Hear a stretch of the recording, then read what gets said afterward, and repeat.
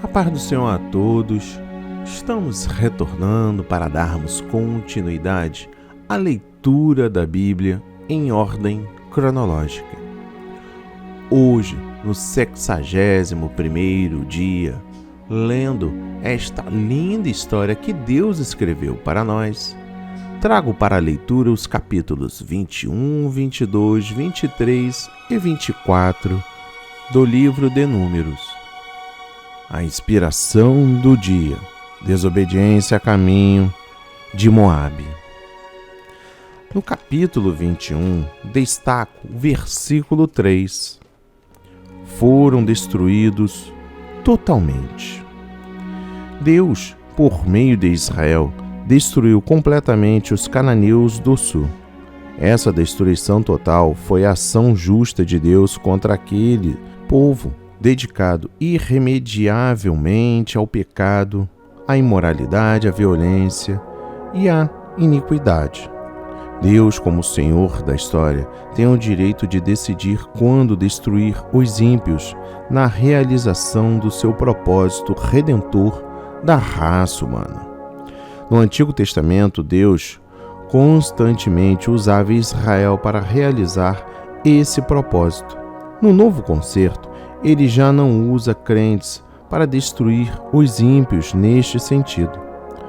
No fim dos tempos, porém, o próprio Deus voltará a executar juízo contra todos aqueles que rejeitarem a Cristo e ao plano da salvação.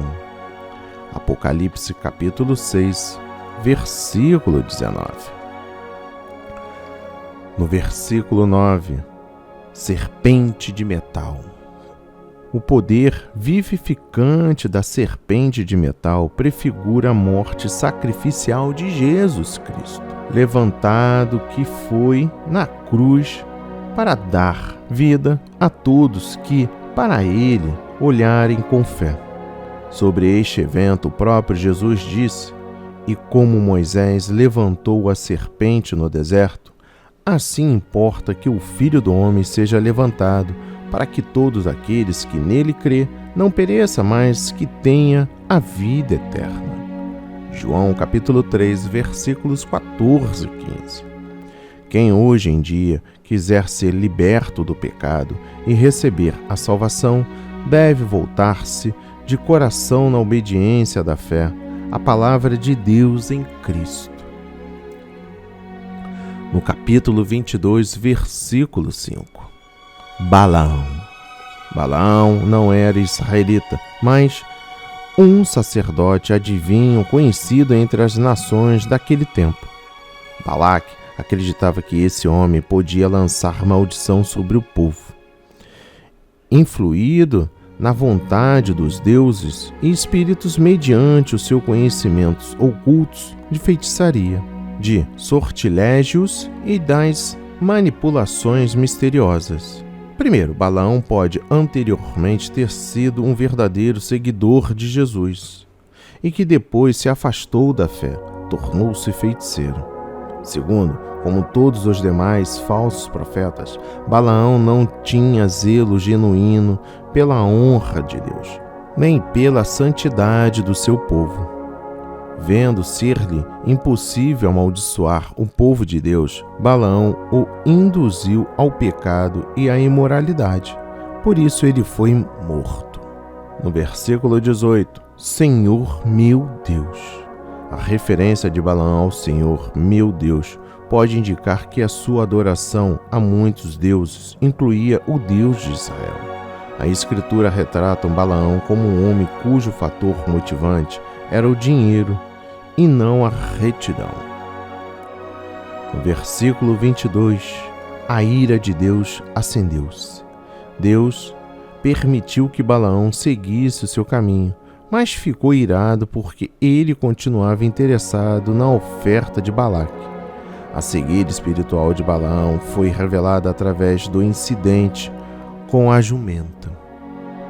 No versículo 28, o Senhor abriu a boca da jumenta. O Novo Testamento declara que a jumenta falou com voz humana e impediu a loucura do profeta. 2 de Pedro, capítulo 2, versículo 16. No capítulo 23, destaca o versículo 29. Não é homem para que se arrependa. Deus nunca falha, nunca hesita, nunca muda. Por sua própria natureza, Ele é fiel e leal às suas promessas e aliança. Mesmo assim, esse atributo de fidelidade de Deus não exclui a possibilidade dele alterar seus planos ou intenções sob determinadas circunstâncias. Por exemplo, Deus realmente muda, às vezes, seus planos no tocante a juízo, em resposta às orações intercessórias do seu povo fiel, ou como resultado do arrependimento de um povo iníquo. E no capítulo 24, destaco o versículo 2. Veio sobre ele o Espírito de Deus. A vinda do Espírito sobre Balaão aqui não equivale à plenitude do Espírito no Novo Testamento. O Espírito veio sobre ele para fins de revelação e não para a confirmação dele como profeta. Deus, para cumprir seus propósitos, certas vezes usa pessoas que nem estão vivendo em retidão diante dele. E por fim, versículo 17. Uma estrela procederá. Muitos comentadores entendem que os versículos 15 a 19 falam da vinda de Cristo e do seu reino universal sobre todas as nações. Outros creem que referem somente ao rei Davi.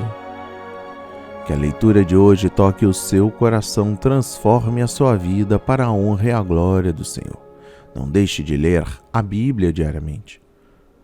Reserve um tempo. A leitura te aproxima, faz você ouvir Deus em cada momento da sua leitura. Compartilhe deste alimento diário, não retenha, pois a sua atitude no dia de hoje pode transformar, salvar uma vida. Amém e graças a Deus.